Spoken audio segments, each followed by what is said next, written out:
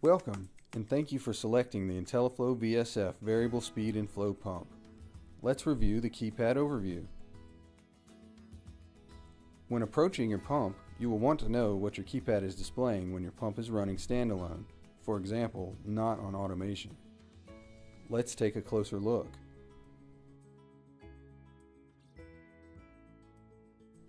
Time will display your current time.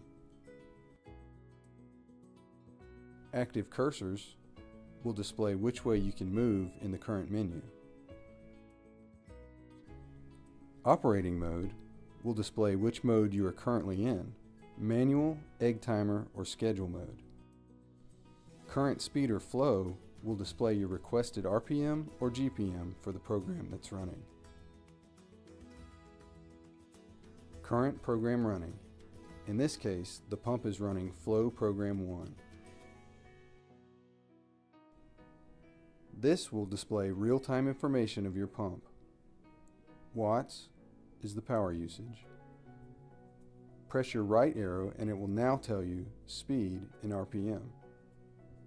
Press your right arrow again and it now displays your flow in GPM. Press your arrow once more and it will display your system pressure in PSI.